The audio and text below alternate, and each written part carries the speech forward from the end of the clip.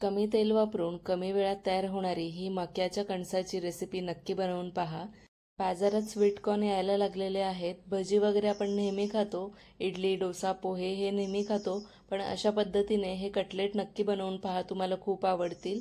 त्यासाठी मी 1 वाटी उकडलेले मक्याची कणसं घेतलेले आहेत। त्यानंतर 2 मध्यम आकाराचे बटाटे उकडलेले घेतलेत, ते मॅश करून घेऊया। 1 बारीक चिरलेला कांदा, 2 हिरव्या मिरच्या बारीक चिरून घातल्या।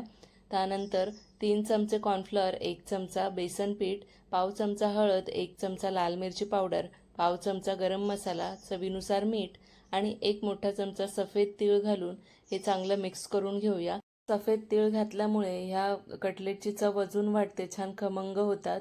त्यानंतर भरपूर अशी 1 वाटी मी बारीक चिरलेली कोथिंबीर घातली आणि हे चांगलं मिक्स करून घेऊया। आता तुमच्या आवडीप्रमाणे छोटे छोटे असे बॉल्स तयार करा आणि दोन्ही हाताच्या मदतीने कटलेटचा आकार देऊन घ्या। तर अशा पद्धतीने सगळे कटलेट मी इथे तयार करून घेणार आहे। बनवायला अगदी सोपं आहे, इझी रेसिपी आहे आणि खूप कमी वेळात तयार होते। त्यानंतर इथे मी तेल गरम करून घेतलेलं आहे। मध्यम असं तेल गरम करून घ्यायचं आणि त्यात मग हे कटलेट सोडून घ्यायचे।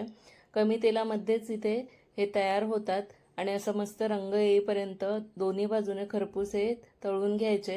तेल मी इथे नॉनस्टिक पॅन असल्यामुळे 3 चमचेच वापरलेला आहे आणि 3 चमचे तेलामध्येच तुम्ही पाहू शकता मस्त हे कुरकुरीत कटलेट तयार झालेले आहेत। हिरव्या चटणीबरोबर हे सर्व करा। रेसिपी कशी वाटली कमेंट करा। धन्यवाद।